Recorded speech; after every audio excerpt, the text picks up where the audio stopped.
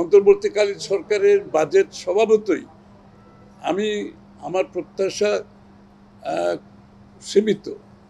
কারণ হচ্ছে অন্তর্বর্তী সরকারের একটা সীমাবদ্ধতা আছে, সময়ের ব্যাপার আছে, তারপরে আপনার একটা নির্বাচিত সরকারের বাজেটের প্রতি অ্যাপ্রোচ, যে দীর্ঘ সময় তার থাকার সরকারের মেয়াদ, এই ব্যবধানগুলো তো আমাদেরকে বুঝতে হবে।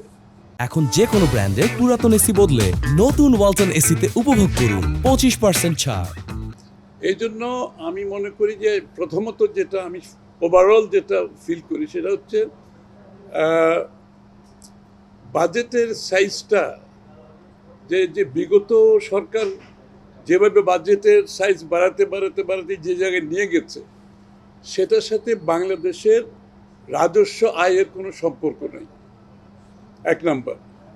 দুই নাম্বার হচ্ছে আপনি যখন রাজস্ব আয়ের পুরোটাই আপনার পরিচালন ব্যয়ের মধ্যে ব্যয় হয়ে যাবে, তাহলে আপনি পুরো উন্নয়ন বাজেটটা কিন্তু দেশের ভিতর থেকে দেশের বাইরের থেকে আপনি ধার করে চালাচ্ছেন। এবং তার ফলে যে সমস্যাটা হয় সেটা হয় কি, প্রথমত যে সরকার যখন দেশের ভিতরে অতিরিক্ত আপনি ঋণ নেয় দেশের ভিতর থেকে বাইরের থেকে, একদিকে বাইরের থেকে নিলে আপনার ঋণের বোঝা বাড়তে থাকে, দেশের মানুষকে সেটা দিতে হয় বছরের পর বছর, এবং সেটার ইন্টারেস্টের কারণে আপনার ডেভেলপমেন্ট ওয়ার্ক সাফার করে। আবার দেশের ভিতর থেকে নিলে দুইটা ক্ষতি, আরও বেশি ক্ষতি, এই জন্য যে আপনার তো এটার ইন্টারেস্ট, এটার যে সুদ পে করতে হয়, যেটা দেশের ওভারঅল বাজেটকে ক্ষতিগ্রস্ত করে।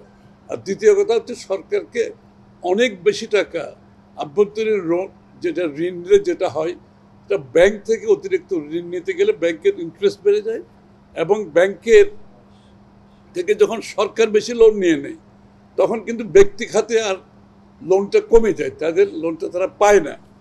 এবং সেইটা দুইটা হয়, একটা হচ্ছে আপনার বিনিয়োগ হয় না, বিনিয়োগ না হলে আপনার কর্মসংস্থান সৃষ্টি হয় না, মানুষের আয় বৃদ্ধি পায় না, সেটা খুব বেশি ক্ষতিগ্রস্ত হয়। অন্যটা হচ্ছে যেহেতু প্রাইভেট সেক্টর লোন পায় না, সে বিনিয়োগেও যেতে পারে না, এবং বর্তমান বিনিয়োগ যেটা আছে সেটাকে বাড়াতে পারে না। সুতরাং আমি মনে করি এই বাজেটে সেই বিষয়টা লক্ষ্য করে আমাদের রাজস্ব আয়ের সাথে আপনার বাজেটের সাইজের একটা সম্পৃক্ততা থাকা উচিত ছিল। আমি মনে করি সেটা হয়নি। সেটা পুরোটাই রাজস্ব আয় যেটা আছে সেটা আপনার পরিচালনা ব্যয়ের মধ্যে চলে যাবে, এবং পুরোটাই কিন্তু দেশের ভিতর থেকে বাইরের থেকে লোন নিতে গেলে যে প্রভাবগুলো আমি বললাম, এই প্রভাবের কারণে অর্থনৈতিক ক্ষতিগ্রস্ত হবে। অর্থাৎ আগের যেভাবে বাজেট চলে আসছে, মূলত সেখান থেকে আমরা খুব একটা সংখ্যার তারতম্য, ছোটোখাটো হয়েছে, কিন্তু প্রিন্সিপালের যে বাজেটের যে প্রিন্সিপাল, ওই জায়গাটাই কিন্তু আমরা আগের মতো রয়ে গেছি।